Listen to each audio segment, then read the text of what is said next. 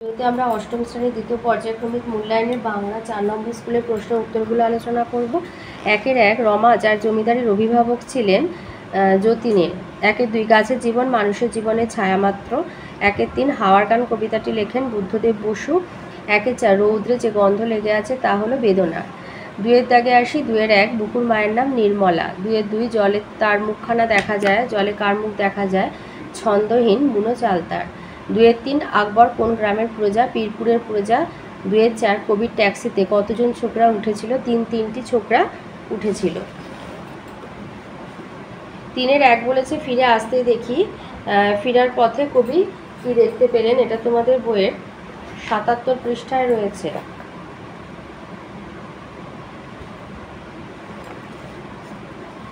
এটা দিয়েছে ছন্নছাড়া কবিতা, অচিন্ত কুমার সেনগুপ্তের ছন্নছাড়া কবিতা থেকে। এই যে ফিরে আসতেই দেখি, ফিরে আসতেই দেখলেন যে কলির মোড়ের গাছে সেই শুকনো বৈরাগ্য বিদীর্ণ করে বেরিয়ে পড়েছে হাজার হাজার সোনালি কচি পাতা, যা মর্মরিত হচ্ছিল বাতাসে এবং দেখতে দেখতে গুচ্ছে গুচ্ছে উতলে উঠেছিল ফুল, ঢেলে দিয়েছিল তাদের সুগন্ধ। উড়ে এসেছিল রং বেরঙের পাখি, তারা শুরু করেছিল কলকণ্ঠের কাকুলি। এটা 2 নাম্বার আছে, এতটা পুরো লিখে দেবে। ধীরে ধীরে যেন ঘন পত্রপুঞ্জে ফেলেছিল স্নেহার্ত দীর্ঘ ছায়া, যেন কোনো শ্যামল আত্মীয়তা। তাহলে লিখে দিচ্ছ গলির মোড়ে গাছে সেই শুকনো বৈরাগ্য বিদীর্ণ করে বেরিয়ে পড়েছিল হাজার হাজার সোনালি কচি পাতা, যা মর্মরিত হচ্ছিল বাতাসে। দেখতে দেখতে গুচ্ছে গুচ্ছে উথলে উঠেছিল ফুল এবং তারা ঢেলে দিয়েছিল তাদের সুগন্ধ। উড়ে এসেছিল রং বেরঙের পাখি, তারা শুরু করেছিল তাদের কলকণ্ঠের কাকুলি। ধীরে ধীরে পত্রপুঞ্জে ফেলেছিল স্নেহার্ত দীর্ঘ ছায়া, যেন কোনো শ্যামল আত্মীয়তা। 3-2 ডাম্বলকে স্কুলে ভর্তি করা হয়নি কেন? এটা রায়মার্টিনের 114 পাতায় আছে।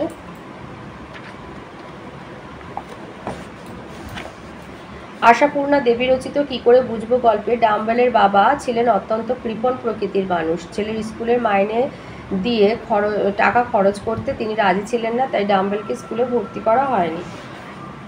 3-3 আগে এসব কিছুই জানতাম না। এটা গাছেদের কথা থেকে দিয়েছে, তোমাদের বইয়ের 83 পাতায় রয়েছে। জগদীশচন্দ্র বসুর গাছের কথা। তিনি কি জানতেন না? আচার্য জগদীশচন্দ্র বসু জানতেন না যে গাছগুলি কোনো কথা বলে না, এদের যে আবার একটা জীবন আছে এবং মানুষদের মতোই তারা আহার করে, দিন দিন বাড়ে। এই সব কিছু তিনি আগে জানতেন না। 4-এ আসি। 4-1 দিয়েছে পাড়াগাঁয়ের দ্বীপ্রহরকে কবি ভালোবাসেন কেন? এটা তোমাদের রায়মার্টিনের 121 পৃষ্ঠাতে রয়েছে। এই যে পাড়াগাঁ দ্বীপ্রহরকে কবি ভালোবাসেন কেন? পাড়াগাঁ দ্বীপ্রহর ভালোবাসি কবিতায় কবি জীবনানন্দ দাশের পাড়াগাঁয়ের দ্বীপ্রহর তথা গ্রাম বাংলার প্রকৃতির প্রতি সুতীব্র ভালোবাসা ব্যক্ত হয়েছে। কবি শৈশবের পাড়াগাঁকে ফেলে রেখে চলে এসেছেন বহু দূরে, কিন্তু বাংলার প্রকৃতির সঙ্গে কবির যোগ ছিন্ন হয়নি। বাংলার প্রকৃতির সঙ্গে একাত্ম হয়ে রয়েছে কবির জীবন। কবির হৃদয়ে বাসা বেঁধেছে যে গল্প কাহিনী, স্বপ্ন, আশা, স্মৃতি, তাই নিয়ে কবি মন নিরন্তর সুখে ডুবে থাকে। বাংলার স্মৃতিমেদুর দুপুরের কথা কবির বারবার মনে পড়ে যায়। ঝরে যাওয়া হলুদ পাতার মতো কবির সেই স্বপ্নের দুপুরের নকশা পেরে শাড়ির মেয়েটি সরে গিয়েছে বহু দূরে, কিন্তু কবির হৃদয়ে রয়ে গিয়েছে সেই স্মৃতিমেদুর দুপুরের ছবি।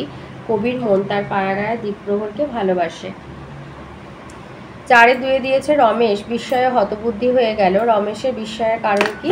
এটা রায়মার্টিনের 86 পৃষ্ঠাতে রয়েছে।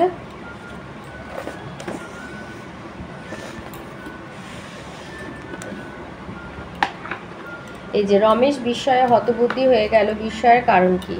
শরৎচন্দ্র চট্টোপাধ্যায়ের রচিত পল্লী সমাজ পাঠ্যাংশে রমেশ দুর্যোগের হাত থেকে গ্রামবাসীদের রক্ষা করবার জন্য গ্রামের যদু মুখুজ্জের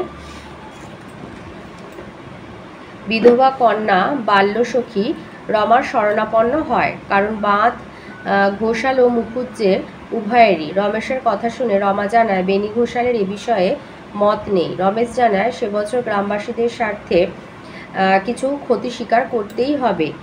প্রথমে রমা নীরব থাকলেও পরে জানায় ওই ক্ষতি মেনে নেওয়া তার পক্ষে সম্ভব নয়। তার এই উত্তরে রমেশ শতবাক হয়ে যায়, কারণ এই উত্তর তার প্রত্যাশিত ছিল না। 4-3 দিয়েছে চিরকাল উত্তাল রে। কে চিরকাল উত্তাল, আর সে চিরকাল উত্তাল কেন? এটা রায়মার্টিনের 108 পাতায় রয়েছে। এটা হাওয়ার গান থেকে দিয়েছে।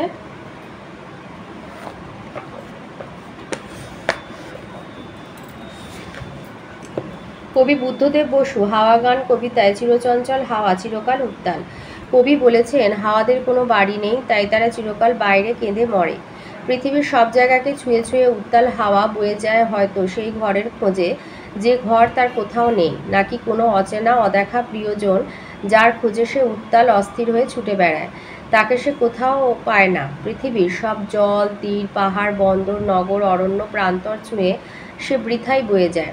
ঝরা পাতা ঢাকা পার্কের বেঞ্চিকে, পাঁজর বেরোনো দেয়ালের গায়ের সার্সিকে, চিমনির শব্দ এবং কাননের কান্নাকে সে প্রশ্ন করে।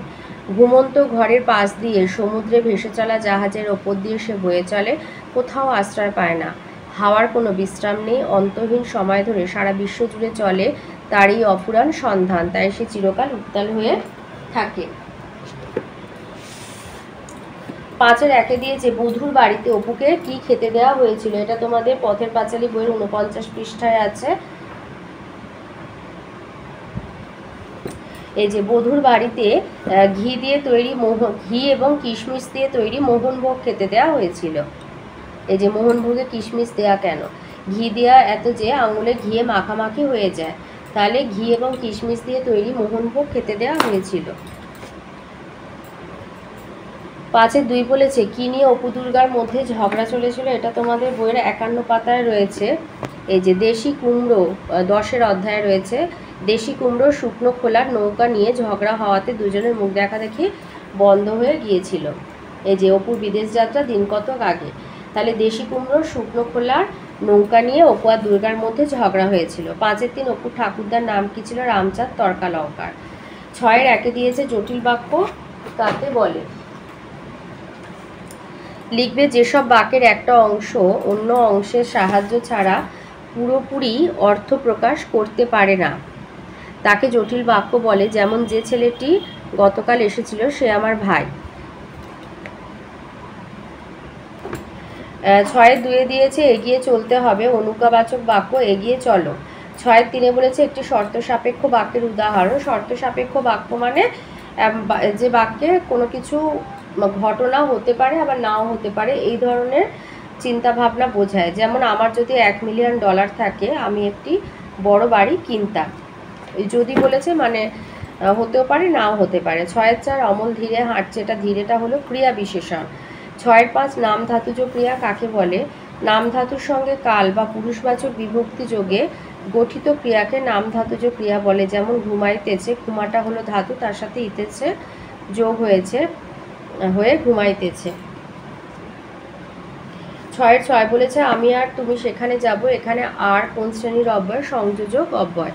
তো এই ছিল আজকের আমাদের রায়মার্টিন কোশ্চেন ব্যাংক 2024 থেকে 8ম শ্রেণীর বাংলা বিষয়ের 4 নম্বর স্কুলের প্রশ্ন উত্তরগুলো।